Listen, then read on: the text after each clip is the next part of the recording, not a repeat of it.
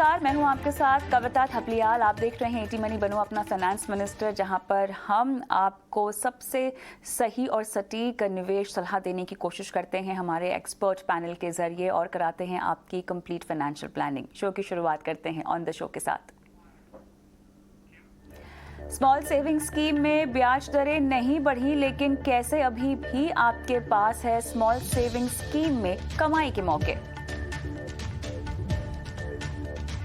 Mutual fund scheme में कैसे switch हो, एक फंड हाउस से दूसरे फंड हाउस में कैसे शिफ्ट किया जाए, क्या होती है स्टेप अप एसआईपी। इन्हीं तमाम सवालों के जवाब आपको आज मिलेंगे हमारी इस पेशकश में।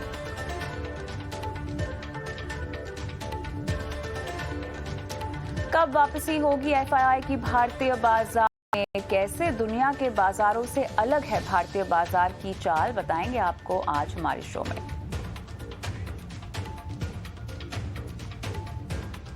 और साथ ही अगर आप भी हमसे कोई सवाल पूछना चाहते हैं निवेश, इंश्योरेंस, क्रेडिट कार्ड, क्रिप्टो या लोन पर, तो अपने सवाल हमें सीधा व्हाट्सएप कर सकते हैं। 9619873567 ये वो नंबर है जहां पर हमें इंतजार होता है आपके सवालों का।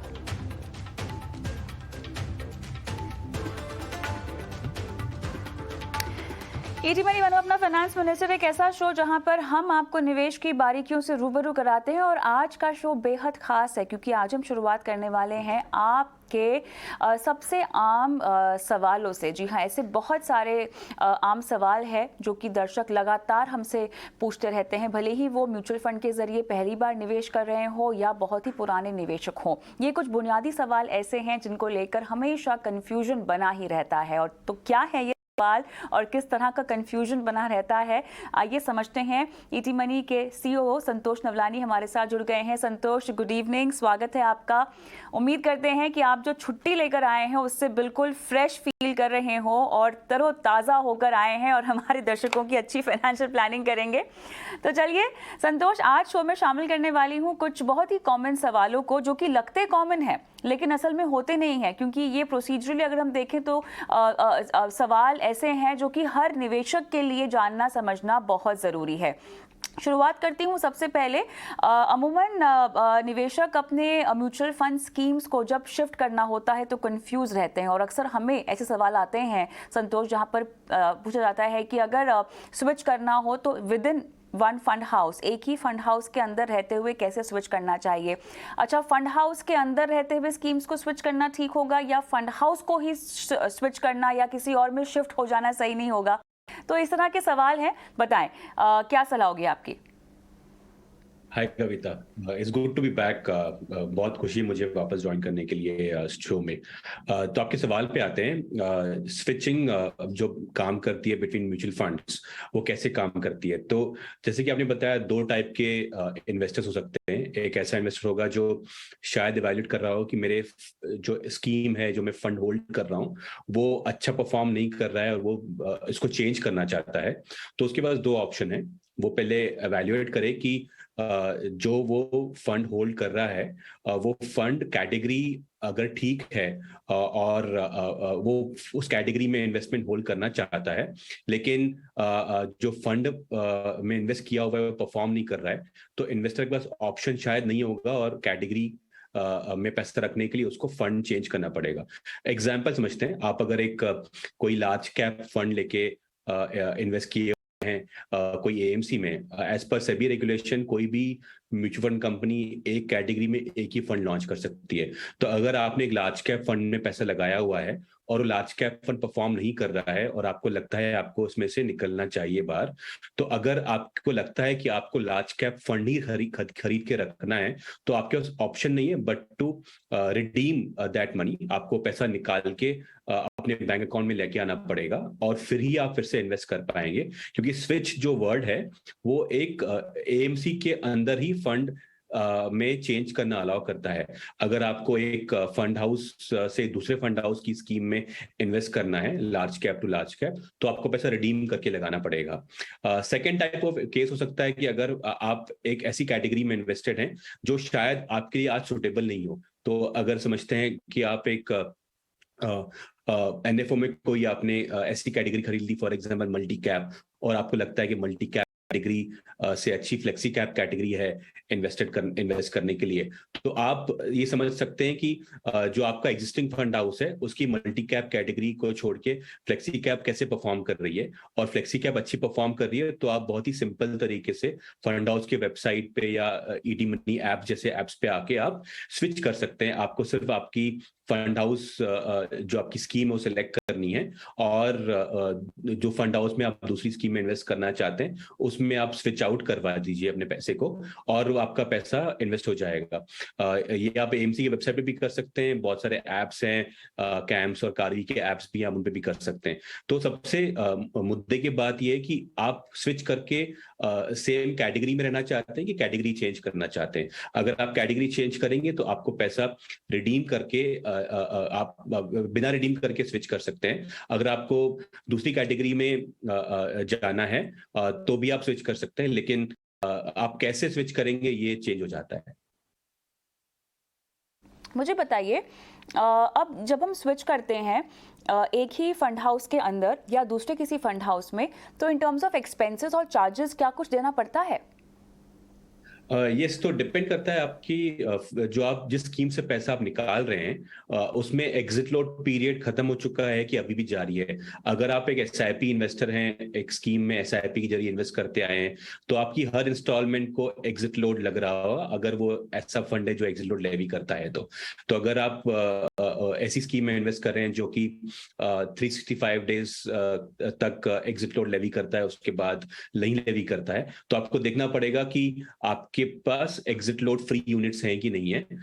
तो उसके हिसाब से आपका एग्जिट लोड लगेगा या नहीं लगेगा। सेकंड चार्जेस होते हैं टैक्सेस के।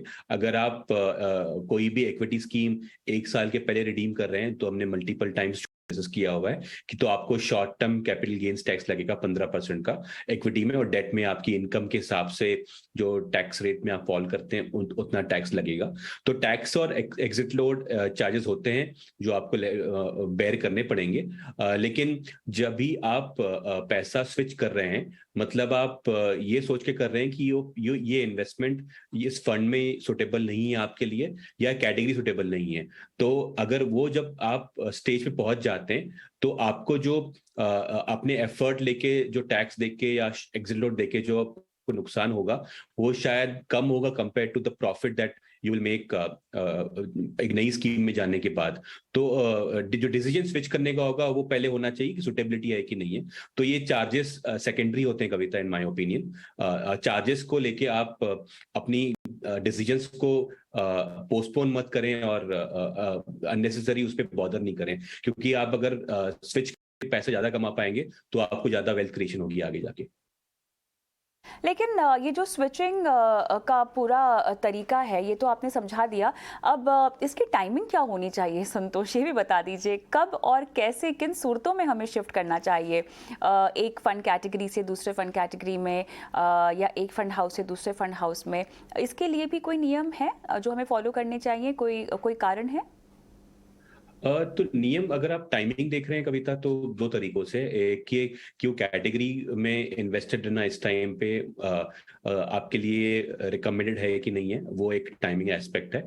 सेकंड टाइमिंग एस्पेक्ट होता है कि आप जब म्यूचुअल फंड कंपनी में आप जाएंगे तो कितने दिन लगेंगे स्विच करने में आपको पैसे। तो अगर आप सेम म्यूचुअल फंड कंपनी के अंदर पैसा अपना मूव कर रहे हैं, तो जब आप स्विच की रिक्वेस्ट देंगे तो इक्विटी फंड्स को T+3 ड्यूरेशन लिया जाता है स्विच करने के लिए। तो अगर आप फॉर एग्जांपल सोमवार को 3 बजे के पहले अपनी देते हैं तो आपका स्विच आउट तो मंडे को ही हो जाएगा, लेकिन स्विच इन करने में 3 दिन लग जाएंगे, क्योंकि जब तक म्यूचुअल फंड कंपनी को बाजार से पैसा बेच के अपने अकाउंट पैसा मिलेगा तब तक 3 दिन हो चुके होंगे, और 3 दिन बाद आपकी इन्वेस्टमेंट होगी।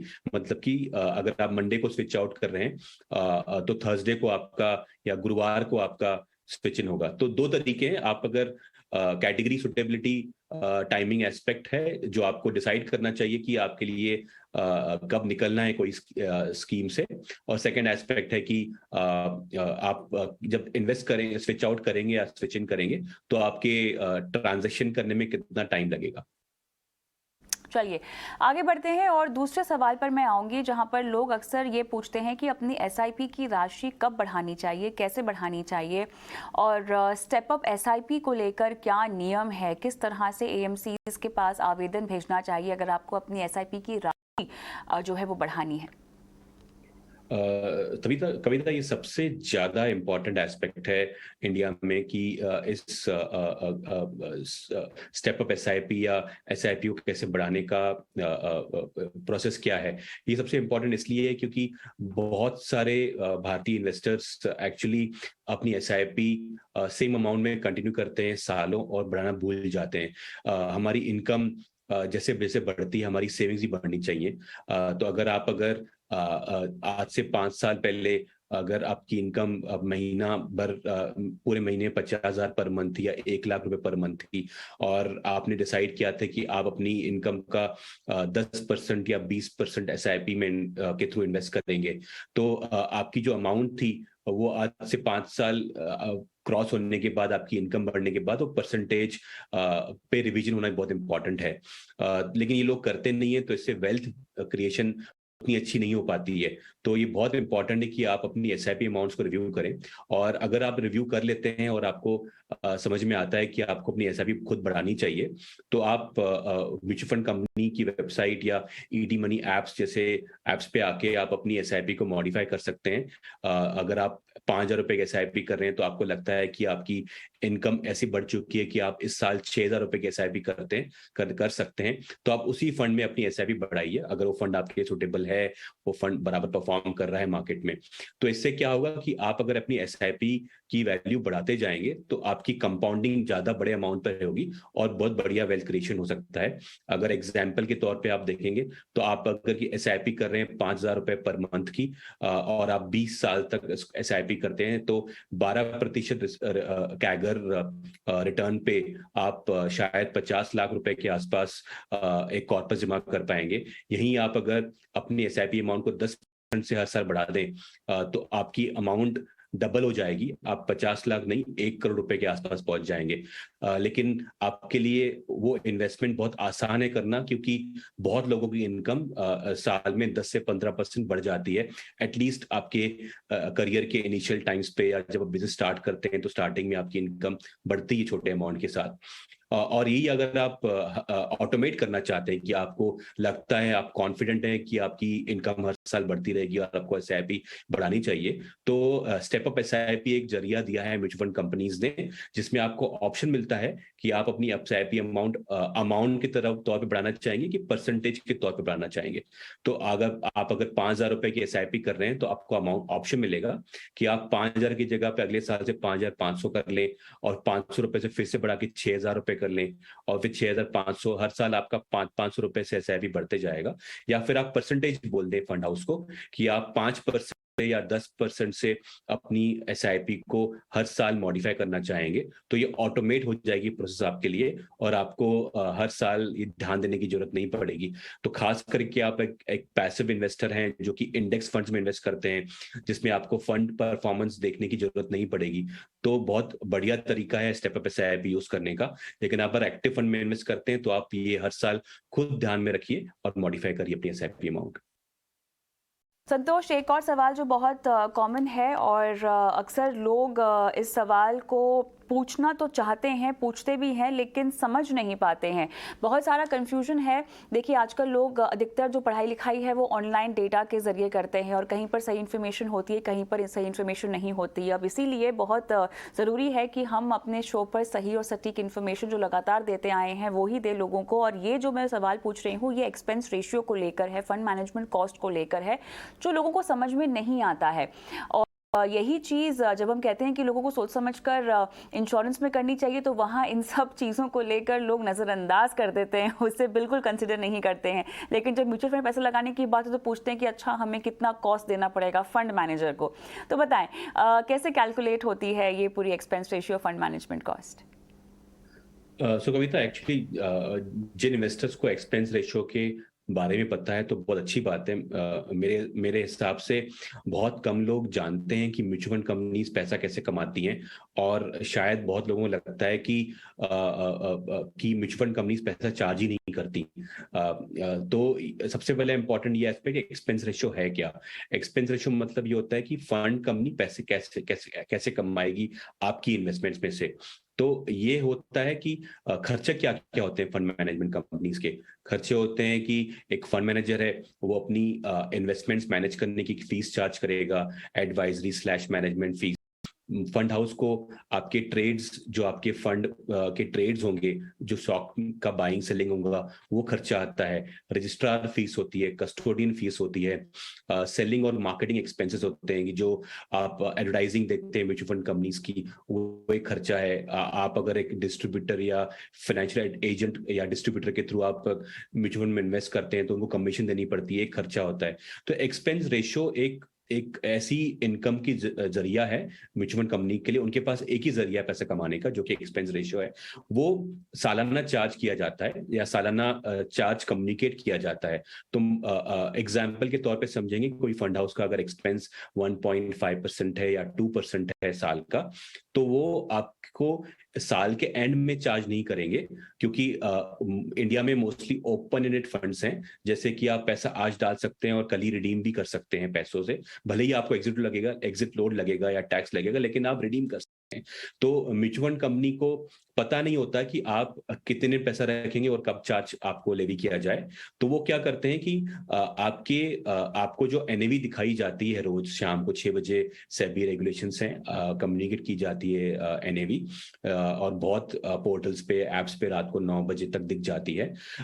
जो एनएवी डिक्लेयर हो जाती है एक फंड की रोज, वो आपका एक्सपेंस रेशियो काट के डिक्लेयर की जाती है। तो अगर आप एक ऐसे फंड में इन्वेस्ट करके बैठे हुए हैं जिसका एक्सपेंस रेशियो साल का 2% है, तो आप अंदाजन कैलकुलेट कर सकते हैं कि 2% को आप डिवाइड करिए 365 डेज से, क्योंकि साल में 365 डेज हैं, तो उतना चार्ज परसेंटेज बेसिस पे आपको लगेगा। ये बहुत ही छोटा चार्ज है, शायद आप अगर कैलकुलेट करेंगे कोई अमाउंट के ऊपर तो ये पैसों में आएगा, लेकिन बिकॉज बहुत बड़ा फंड है और बहुत सारे इन्वेस्टर्स हैं, तो थोड़े थोड़े पैसे कट के वो क्लियर होती है रोज की, और ये आपको कम्युनिकेट होगा। तो before communicating the NAV, fund house अपना चार्ज लेवी कर चुका होता है और ऐसे पैसे कमाता है। तो जब आप एक्सपेंस रेशियो को देखते हैं तो आप ये देखिए कि अगर आप कोई कैटेगरी में इन्वेस्ट कर रहे हैं, जी तो संतोष। आप जो आपका फंड है उसमें एक्सपेंस रेशियो कितना दूर, कितना ज्यादा या कितना कम है, ये जी देख के आपको समझ में आएगा कि कैसे इन्वेस्ट करना चाहिए।